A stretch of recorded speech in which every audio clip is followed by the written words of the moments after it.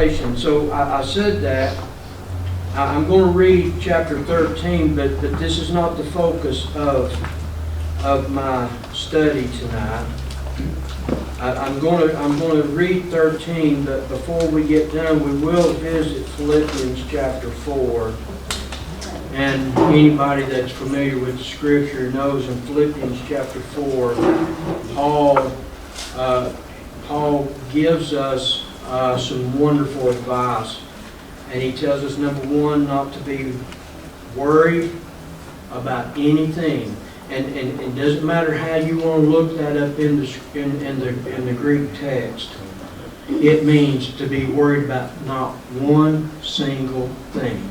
I mean, that is the purest interpretation of what Paul is saying.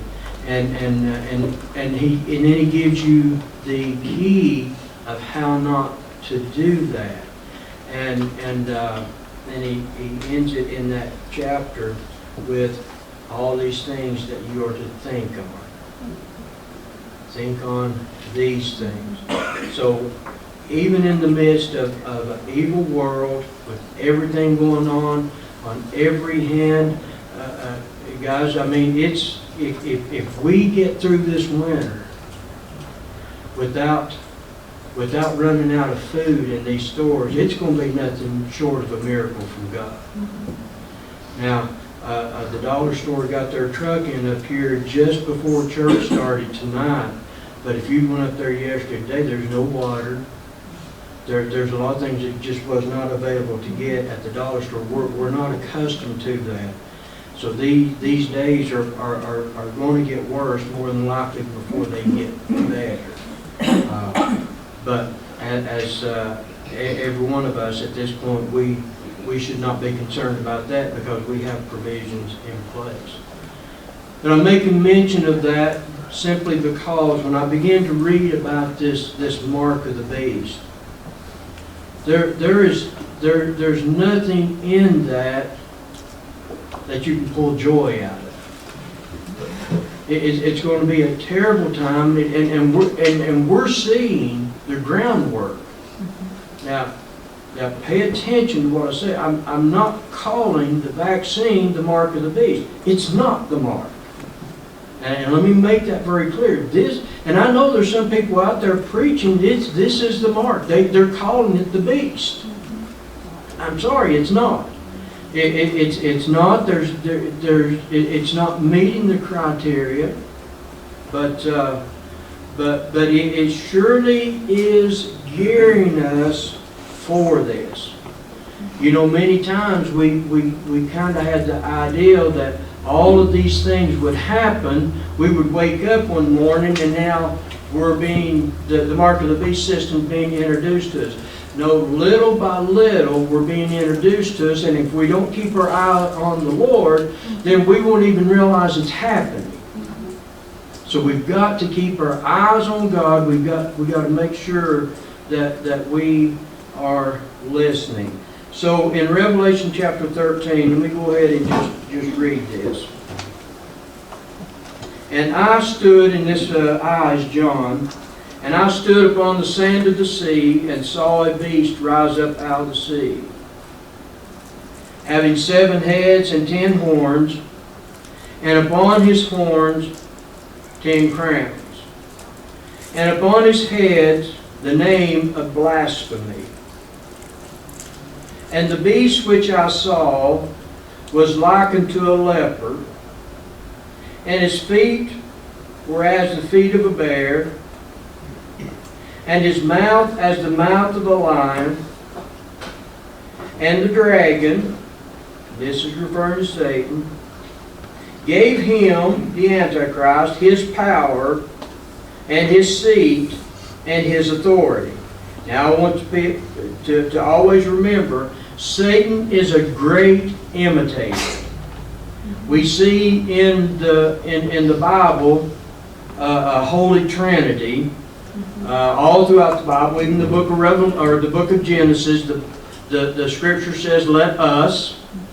And I don't care how you want to pull the Hebrew out of that. It is plurality. It is us, not 3 gods. but a Godhead that's made of God the Father, God the Son, God the Holy Spirit. You remove any one of those components, it's no longer God.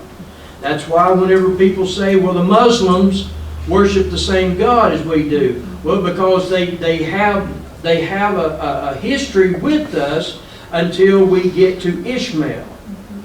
With Hagar having had relationships with Abraham and then giving birth to Ishmael, which now became the Nation of Islam, the Muslim folks as we know.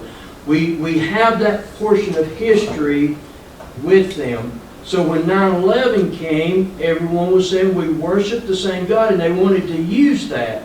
Well, I'm sorry. If anybody does not believe that Jesus Christ is also God, then we are not worshiping the same God. You cannot take any one of those components. And I understand that even the other religions, that's where they have the problem with Christianity. They say we worship three gods. And the reason they say that is because we may know what we mean to each other, but we're terrible with our terminology. We'll say, God said to the Son. Well, if you're saying God said to the Son, then automatically you'd say, okay, God is now talking to the Son. The proper terminology is the Father is speaking to the Son. And if we learn to do that now when you see God, when you say the word God, you're talking about the Father, Son, and Holy Spirit. You're not talking about just the Father alone. It has to be all three before it's God. So we see here that Satan be the imitator. So now where we have the Holy Trinity, now we're getting a glimpse at an unholy Trinity. And it's very important because he is an imitator, and the reason he is, that's why he fools the Christians so much. Because he'll have things, even in these last days, and we'll read about it, he's going to be performing great miracles, and surely people are going to think these miracles are from God. Where did I get to? Verse 3. And I saw one of his heads as if it were wounded to death, and his deadly wound was healed, and all the world wondered after the beast. And they worshipped the dragon, which gave power unto the beast. And they worshipped the beast, saying, Who is like unto the beast? And who is able to make war with him? And there was given unto him a mouth speaking great things and blasphemies. And power was given unto him to continue 42 months. Now, let me stop there a moment. The church, anyway, the American church, for years we've been running rogue. And we haven't a clue, and I'm not talking about every person, but I'm talking a huge percentage of the church, and that means Christians. We haven't a clue how to even hear from God. So we have to venture out on our own ideologies and our own thinking. When this pandemic came in 2000, well, we see it happening in 2019 in China, in 2020 we have it landed right in our lap in America. Then all of a sudden we see all this stimulus money come, but what most people didn't know, not only stimulus money for individuals, but they were giving stimulus money to businesses. And the businesses, part of this deal, they wouldn't lay anyone off. Well, they're saying it's going to be a free loan. Folks, there is nothing free. And I'm going somewhere with this because at the same time these businesses were getting this quote-unquote free money, I'm getting bombarded from the Christian community to also take this money that's being offered to churches from the federal government. Well, I really feel like maybe I fail most of the time, but there's times I really do feel like I have an ear to be able to hear and understand what the Lord would be wanting me and in particular this church to do. So I went through a period of 2 months of constantly refusing money. Now understand, we're not taking offerings up. Utilities are the same. All of our bills are the same. But we're in a state of lockdown. People's not getting to work. So money is really tight. Well, we refused the money. Now here we are in 2021, and I'm getting reports from Chicago, from down around Atlanta, and other places now that churches are not allowing you to come and worship with them if you cannot prove that you've been vaccinated. Now, if I could, if I was privy to all of their information, their workings, I would probably guess these churches that are doing this with this government money.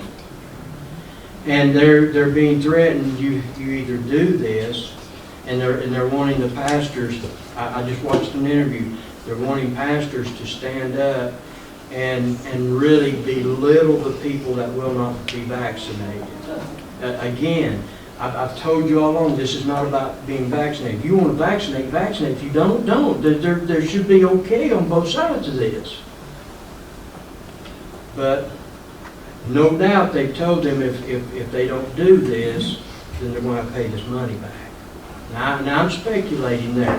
I don't have that information.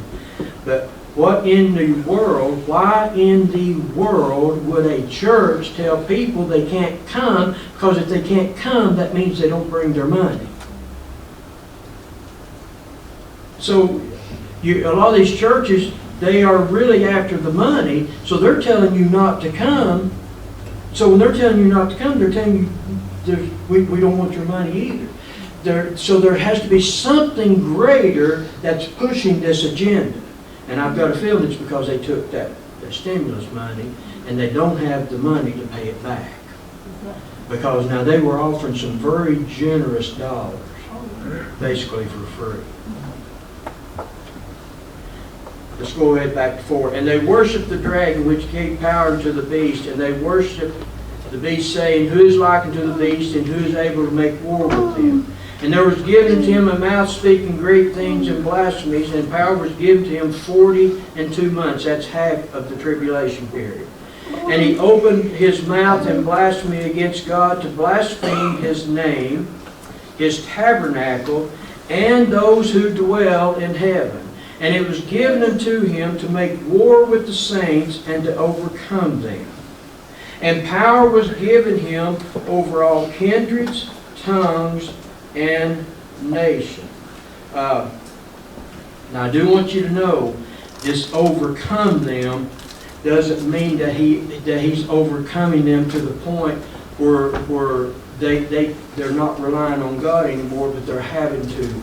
They've switched sides and basically went over here to the side of Satan. That's not the overcoming they're talking about. No, the overcoming is they are going to be they're going to be severely persecuted. Verse 8. And all who dwell upon the earth shall worship, whose names are not written in the book of life. We're going to worship of the Lamb slain from the foundation of the world. And if any man have an ear, let him hear. Verse 10. He who leads into captivity shall go into captivity. And he who kills with the sword must be killed with the sword. Here is the patience and the faith of the saints. And I beheld another beast coming up out of the earth. And he had 2 horns like a lamb. Here we go again, this imitation. And he spoke as a dragon. And he exercised all the power of the first beast before him, the earth, and causes the earth and them which dwell therein to worship the first beast, whose deadly wound was healed. Verse 13. And he, meaning the false prophet, did great wonders, so that he made fire come down from heaven on the earth in the sight of men. And he deceives them who dwell on the earth by the means of those miracles which he had power to do in the sight of the beast. And saying to them who dwell upon the earth that they should make an image to the beast. We remember this being done somehow or another. We just can't handle worshiping something that we can't see. We kind of like to make images. When I went to India, and that's a very that's a very friendly God country. 330 million gods. A tree growing across the road, a big tree limb. Well, they decided not to cut that down because it just looked really strange. So they made it a god. And it's nothing but a traffic hazard.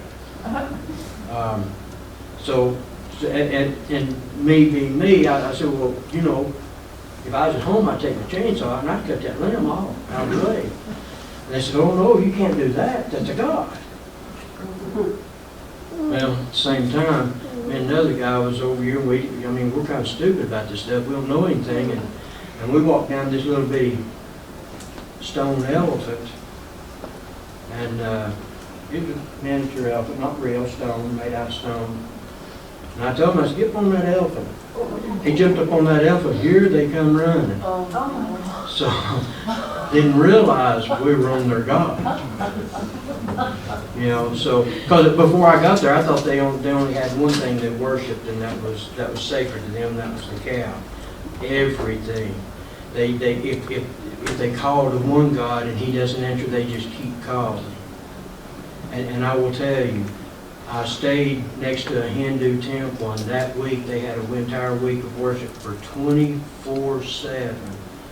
They were playing this loud music, offering this time of praise and worship to the Hindu gods. You could just feel the evil in this.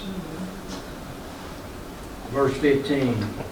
And he, again, I'll read this again, had power to give life unto the image of the beast, that the image of the beast should both speak and cause that as many as would not worship the image of the beast that should be killed. Now, whether or not this is going to be some type of illusion, but whatever the case may be, it's going to appear that he is making this image come to life and move. If we go back into the book of Daniel, we remember that Daniel was told that when you hear a certain sound, everyone is to stop and to offer this worship. Well, it's going to be not necessarily that way, but the end result's going to be the same. If you do not worship this beast, there's going to be some deadly consequences. Verse 16, and he caused all, both small and great, rich and poor, free and bond, to receive a mark in their right hand or in their forehead. Now, I want to say something. First of all, if you're not familiar with Bible prophecy, one thing, do not get so close-minded that you're not open to things happening different than the way you perceived it in your mind. Because everyone teaches this, and I just heard a pastor the other day, and it may be this way, I'm just saying don't close your mind to this, that there's going to be, that there will be a chip in the hand or there'll be a chip in the head, and that in order for you to buy or sell, you're going to have to scan your hand or you're not going to be able to buy and sell. Now, I'm not going to say that there will not be a visible sign. I'm not going to say there won't be a chip, but I'm here to tell you, if that's the only way that he will mandate whether you buy and sell is you have to scan your hand, then it's not going to work. It's not going to work. Because we see that today. Man, we've got, I mean, how many, and we're all privy to this information, people that get food stamps. Some people. I mean, if you've never been approached, then, okay, well, I have been several times. Okay, Roger, you give me $20, and I'll give you $40 worth of food stamps. Well, this is happening all the time. So do you not think that someone up there is going to do some of that bargaining if all they have to have is you to scan the hand? To scan their own hand, give you $20 worth of food for $100 worth of money. No, this is going to be a much more sophisticated system than what we just see on the surface here. Because this person, this Antichrist, this system, this government system is going to be able to monitor, and folks, that's not far-fetched. How many of you realize that they are following you everywhere you go? If you got a cell phone, you cannot shut all the GPS, you cannot shut everything off. You can go in there and shut a lot of that off, but you cannot shut off where they can ping you for 911. You can't do it. It's impossible. Even if you root your phone, you can't shut that off. So this ability to be able to invade our privacy, we're inundated with it.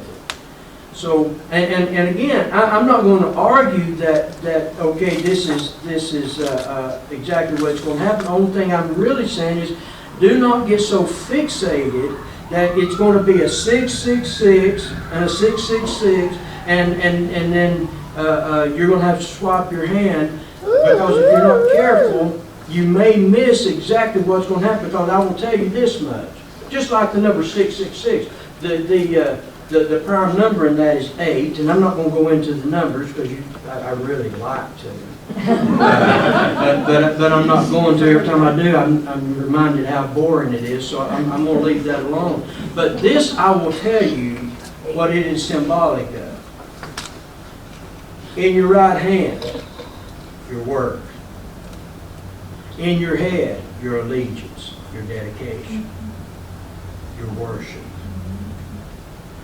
I mean, there's more involved than just putting a number so people can see it, or a chip. It's more involved than just taking it. You are giving your allegiance to this system. And I'm here to tell you, if you give your allegiance to anybody other than Christ, you're in trouble whether you take a mark or not. And my goodness, but the Christian world has always been said, you know, I've heard it time and time again. Pastor, I told my family, whatever you do if you get left behind, don't you take the mark, don't you take the mark. Do not take the mark. Listen, they may go to the woods and hide out and never take the mark, but if they do not come to the saving knowledge of Jesus Christ, they'll spend eternity in hell, even though they didn't take the mark. Not taking the mark is not going to get you in heaven. Jesus said there's only one way to heaven, and that's through Him. No other name can a man enter heaven. He said if you try to enter in through any other way, you're nothing but a thief or a robber. So we need to be very aware of that. And verse 16, He calls both small and great, rich and poor, and free and bond, to receive a mark in their right hand or in their foreheads, that no man might buy or sell, save he who has the mark, or the name of the beast, or the number of his name. Here is wisdom. Let him who has understanding count the number of the beast. For it is the number of a man, and his number is 666. So 666. And the most important part of that is not the 666, but it is the number of man, not a complete perfection of 7 that God is. That's why you see 7 related to God, because that means completeness, perfection. He covers all areas. So when we see this happening, and this is why, I'll be honest with you, because I just honestly believe we'll have to go to some type of centralized digital currency so that the technology will be able to be in play on this. Nowhere do I think that's a good idea. And also, you know, we get a little nervous sometimes, but especially when I say things like the dollar is gone. Folks, listen, the fiat dollar will go away at some point. I don't know exactly how the Fed dollar, the digital dollar, but if we stay with the digital dollar, everything will stay the same. You will still be buying and selling with the money, the monetary system that we have, whether it's digital or fiat. It's still, I personally believe the dollar completely is gone. I'm going to spend just a few moments here. China, they have the ability to back their currency, whether it's, and it's probably the yuan, they have the ability to back it with gold. They just do. And not only that, they can cripple the Bitcoin. Because they own so much Bitcoin, they can devalue the Bitcoin. It wouldn't take much. They could flood the market now, but I will tell you, if they did that, then people would just buy it up, and then the Bitcoin would come back. But see, I've never believed in the Bitcoin being the last day's money, simply because it's a decentralized money, and the government doesn't have a way to control it. That's why China's banned it. They've moved they've moved all the miners out. America now is mining 35% of the cryptocurrency. China is moving them completely out, and because they've got enough Bitcoin, they can still control it, and they've got enough gold to back their money. And then there's some countries that are getting deeply invested in a lot of this cryptocurrency. And then, as I said in prayer, this lady that Biden has trying to get appointed to be the comptroller of the bank system. It's her. It's her thinking, and her goal is to get away from the banking system, the private banks, and go straight into a federal controlled banking system that will be run through the digital currency. And you can read that paper. I think it's called the People's, oh my goodness. I'm going to get that for you. I've got it here.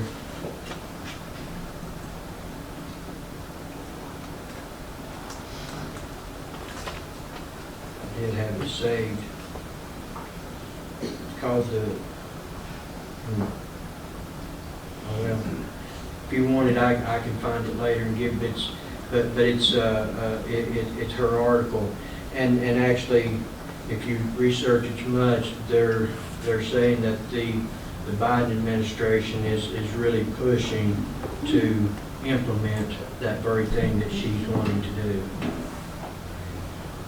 When you think about all this, and I actually took a chapter of the Bible that to due diligence, that would be about 4 or 5 parts.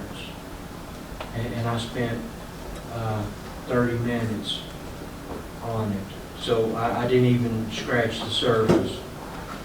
But I touched enough in that to make every one of us, it could cause us to be fearful that we could lose everything that we have in a moment's time. That even the things that we have, these all could go away simply because of our faith. And you know, we can speak about it, and it does, and we not think much about it. We think this is still 50 or 60 years down the road. I honestly don't believe that it is. I believe it's very near, but it's really serious whenever you think, if I stand for Christ, then there's a good chance my family's going to go hungry, or we're going to be persecuted. It's the Christian, the way the Christian is being treated in America. It's getting worse and worse. But now we're going to see more persecution. Jesus warned us that the world hates me. They're going to hate you. We're going to see a nation and a world turn against Christianity because Christianity does not align with their agenda in no way, shape, or form.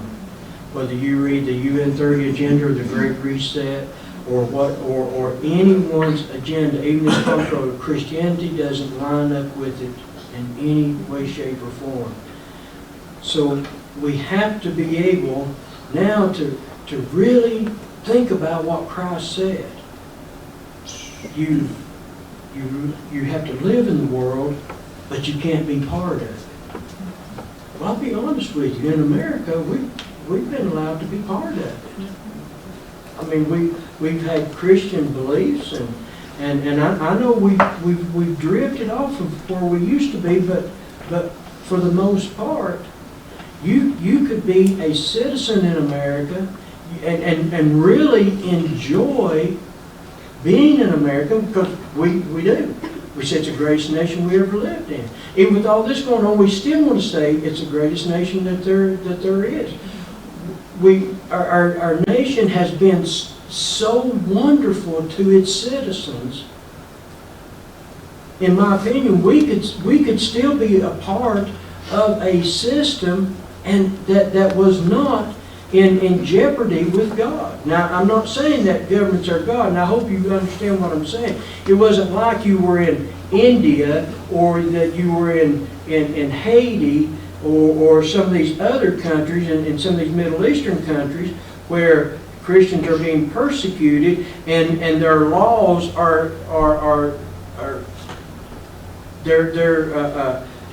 completely opposite of our Christian belief system. See, our laws in this nation, and still many our constitutions and probably still all of our state constitutions, are deeply inundated with the things of God. So it's made it so that we could enjoy living in America without feeling guilty that we're doing something wrong when it comes to our walk with God. Listen, and now you may say, well, Pastor, I don't agree with you. Well, yeah, you do too. Because every one of us, I would say, I mean, I don't know that you have, but I've got a good feeling. I'm 99.9% sure on this. pledge allegiance to the flag of the United States of America and to the republic for which it stands, one nation, under God, indivisible, with liberty and justice for all. If we thought that that was some type of great sin, then why would we ever put our hand on our heart and say something like that? It's because America was birthed with this. I'm not saying we were perfect and that there wasn't things going on, but the ideology of America was God-centered. Well, it's no longer there. So now we are in a very confusing, for lack of a better word, place, because if we continue this route, we're not going to be able to put our hand on our heart anymore and pledge our allegiance to this government.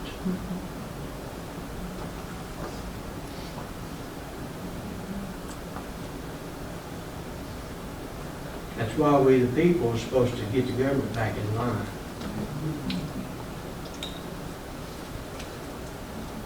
But in the middle of all this turmoil, Philippians chapter 4, beginning at verse 4. Paul says, "Rejoice in the Lord always. And again I say, rejoice." Paul here is teaching on and this is why I'm constantly saying we have to be ready spiritually, mentally, emotionally, because Paul here is teaching on being emotionally well, for lack of a better word. And how he said do this, it's because he follows it up that we are emotionally stable, we're emotionally okay because we begin it with rejoicing in the Lord.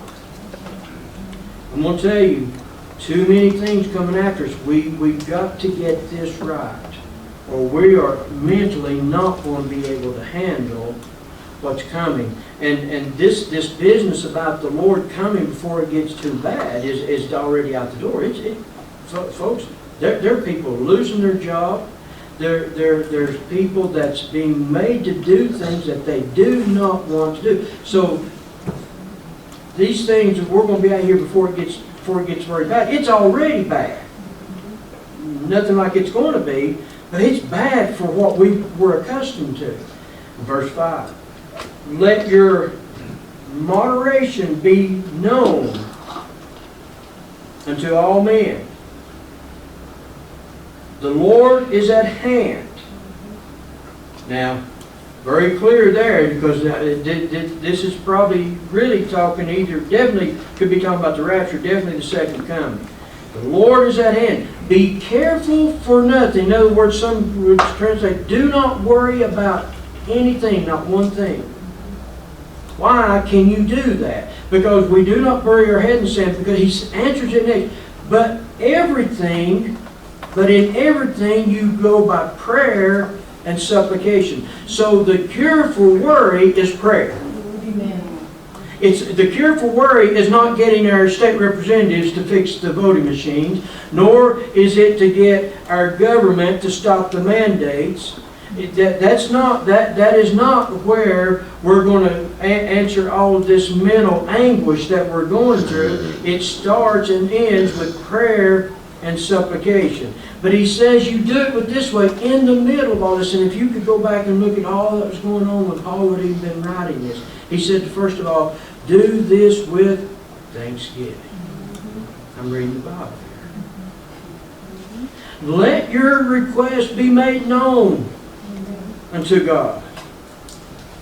And then he said, and the peace of God, which passes all understanding, shall keep your hearts and your minds through Christ Jesus. I'm going to tell you, at the end of the day, the most important thing that God could give any of us, because at some point, all of these prophecies are going to have to be fulfilled because they've already been spoken. The Bible speaks of them. So all of these prophecies that we read in the book of Revelation are going to have to be fulfilled.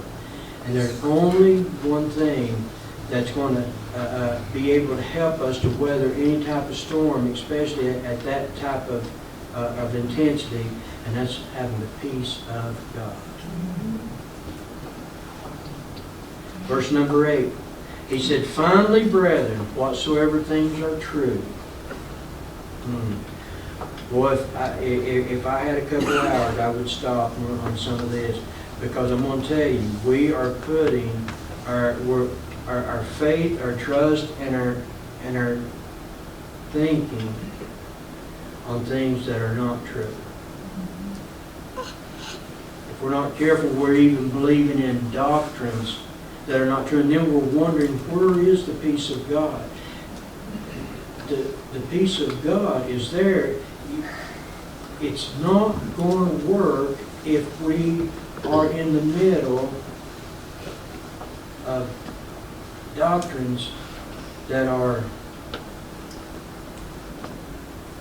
evil or even just wrong, misinterpretation, well-intended. You're not going to find the peace of God in nothing but whatsoever things are true, whatsoever things are honest, whatsoever things are just, whatsoever things are pure, whatsoever things are lovely, whatsoever things are of good report, if there be any virtue, and if there be any praise, think on these. I'm going to end it with this. I do not recommend you do this, but I like to try experiments. It wasn't long after they built this highway out here, 4-lane, once you get on it before you get to the airport. And Gary Long still comes here, but at the time Joyce was still alive, and they own a big farm on your right out through there. But back on the farm, they've got a huge radio tower that belongs to WCLC. So I tried an experiment. As much as I really tried to do the right thing, I fixated. Now this was in late at the night, no traffic. I fixated my attention on that tower. And I kept my eyes on that tower. Next thing I know, I've run off the road. I don't care who you are, how well-intended you are, if you've got your mind on the wrong thing, that's exactly where you're headed. You better get your mind on Christ. And it better be the truth of Christ. If you do that, you'll stay on the straight and narrow. But remember, Jesus said there's two ways. There's a broad path and there's a narrow path. And that there's only one path for the Christian, and that is the narrow path. And then he gave a warning. He said, only a few will find it. Why? Because it's a narrow path. What do you have to do to get on the broad path? Nothing. You don't have to do anything to be on the broad path. If you stay on the narrow path, you have to keep your eyes on Christ.